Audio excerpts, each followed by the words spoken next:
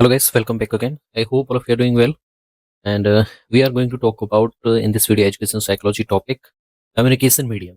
तो सबसे पहले इस वीडियो से पहले हमने बात की थी कि संप्रेषण को जो तरीका होता है वो कौन-कौन से टाइप्स हमने 4 टाइप को लेकर डिस्कशन किया था। उसके बाद अब हम पढ़ेंगे इस वीडियो में कम्युनिकेशन मीडियम।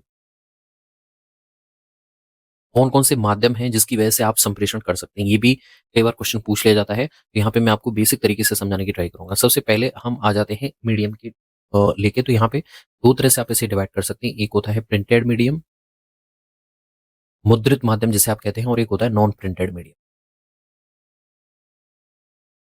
बच्चों, कम्युनिकेशन यानी कि संप्रेषण जो हम विचारों का आदान-प्रदान करते हैं, जो भी बातचीत करते हैं, उसको 2 तरह से हम व्यक्त कर सकते हैं। एक होता है मुद्रित माध्यम और एक होता है बच्चों अमुद्रित माध्यम। ठीक है?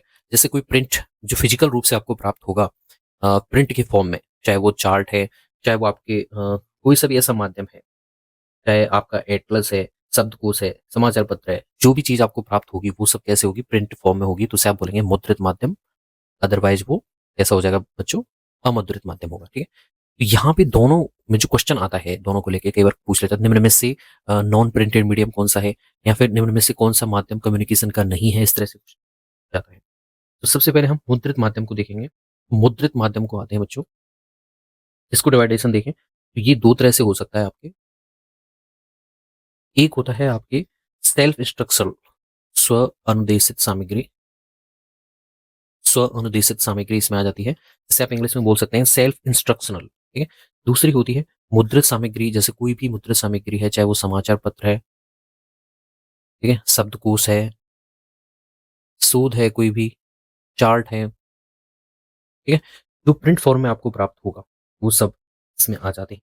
इसके अलावा चार्ट हो गया, ग्राफ हो गए, ये एज इट इज आपको ध्यान रखना है, ये डायरेक्ट पूछ लिए जाते हैं। ठीक है? शब्दकोश, डिक्शनरी वगैरह है। ठीक है?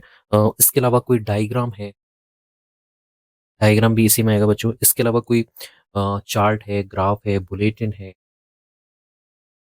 है, या फिर कोई हैंडआउट अगर आपने हाथ से कोई चीज़ लिख रखी है, कोई बुक्स है, वो सब किसमें है? प्रिंट के फॉर्म में है। तो उसे आप कौन-सा बोलेंगे? प्रिंटेड मीडियम बोलेंगे, मुद्रित माध्यम बोलेंगे। ठीक है? दूसरा जो नॉन प्रिंटेड मीडियम है, इसे भी आप बच्चों 3 भागों में डिवाइड कर सकते हैं। एक होता है ऑडियो वे और दूसरा होता है वीडियो या फिर विजुअल वे, तीसरा होता है मिक्स दोनों का, ऑडियो वीडियो वे, ऑडियो विजुअल मीडिया। ठीक है?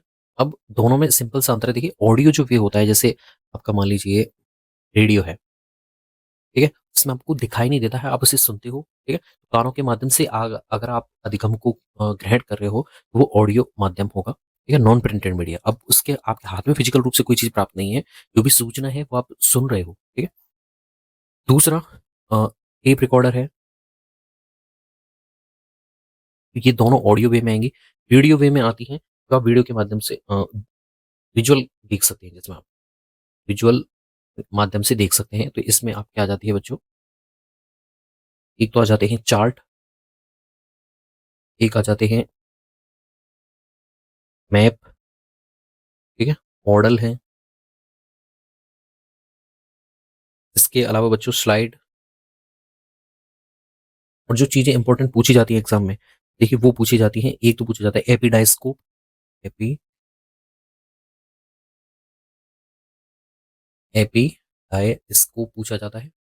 फिर प्रोजेक्टर, जिसमें आप वीडियो के माध्यम से चीज़ों को देख पाते हो, ठीक है? तो ओवरहेड प्रोजेक्टर हो, फिल्म स्ट्रिप प्रोजेक्टर हो, चार्ट हो, मैप हो, मॉडल, स्लाइड, ये सब विजुअल मीडिया में आते हैं। लेकिन जो चार्ट है वो आपका प्रिंट के रूप में नहीं है, ठीक है? जिसके आप वीडियो देख सकते हो, लेकिन वो आपके हाथ में फिजिकल रूप से अवेलेबल नहीं है। मैप है, वो फिजिकल रूप से अवेलेबल नहीं है, तो वो विजुअल माध्यम है। अगर वो फिजिकल रूप से हो जाएगा तो फिर तो वो मुद्रित माध्यम हो जाएगा। ऑडियो, विजुअल यानी कि दोनों का मिक्स, जैसे टीवी है, उसमें आप सुन भी सकते हो, देख भी सकते हो, तो वो टीवी हो गया। कंप्यूटर है, इसके अलावा आपकी वीडियो डिस्क है, वीडियो टेक्स्ट, वीडियो टेक्स्ट या फिर डिस्क, वो इसी में आ जाती है। या फिर आपकी टेली कॉन्फ्रेंसिंग है, कॉन्फ्रेंसिंग, ये भी आपके ऑडियो वीडियो मीडिया में आ जाती है।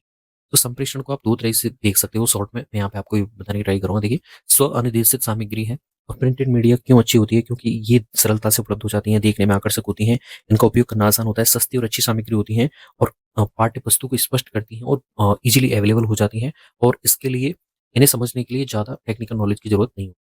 लेकिन यहाँ पे जो आपके जो वीडियो या फिर ऑडियो जो नॉन प्रिंटेड मीडिया है, उसके लिए आपको टेक्निकल नॉलेज की बहुत ज़रूरत होती है। जैसे मान लीजिए प्रोजेक्टर है, उसे चलाने के लिए आपको एक विशिष्ट ज्ञान आना ज़रूरी है। एपिडेस्क प्रोजेक्टर है, ठीक है? स्लाइड है, ठीक है? तो इनको चलाने के लिए आपको नॉलेज की ज़रूरत पड़ती है। हर कोई इसे नहीं चला पाता है। फिर ये सामग्री महँगी होती है, हर जगह आपको प्रोजेक्टर देखने को नहीं मिलेगा, ठीक है? वीडियो के माध्यम से चीज़ें नहीं देख पाओगे, तो हर जगह अवेलेबल नहीं हो पाता है, इस वजह से महँगा होता है, अनुपलब्ध होता है। इस वजह से नॉन प्रिंटेड मीडिया की बजाय प्रिंटेड मीडिया देखने में ज़्यादा अच्छा ईज़िली अवेलेबल होता है। अभी भी ज़्यादातर ये ज़्यादा चलन में है, ठीक है? यहाँ पे ये चीज़ें ध्यान रखनी है। आई होप थोड़ा-सा बेसिक मैंने समझाने की ट्राई की है।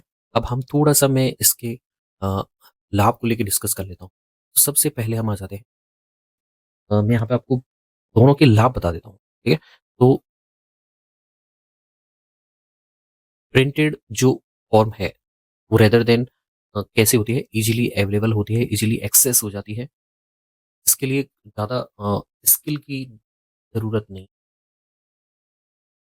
जबकि उसमें ज़रूरत होती है, ठीक है? और कैसा होता है? सस्ता होता है, हर जगह अवेलेबल होता है, हर जगह मौजूद हो जाता है। देखने में कैसा होता है? आकर्षक होता है, उपयोग करना आसान होता है, क्लास में रोचकता आती है। इससे आप स्व अध्ययन कर सकते हो, स्व अध्ययन भी इससे कर पाओगे, स्व अध्ययन करने में सहायक होती है। दूरस्थ मीडिया में आप प्रिंटेड मीडिया ज़्यादा यूज़ करते हैं, दूरस्थ स्व अध्ययन करने में सहायक होता है। इसके अलावा अगर इसके लाभ देखें, तो ये शिक्षा का एक मितव्ययी साधन है। मितव्ययी साधन है शिक्षा का।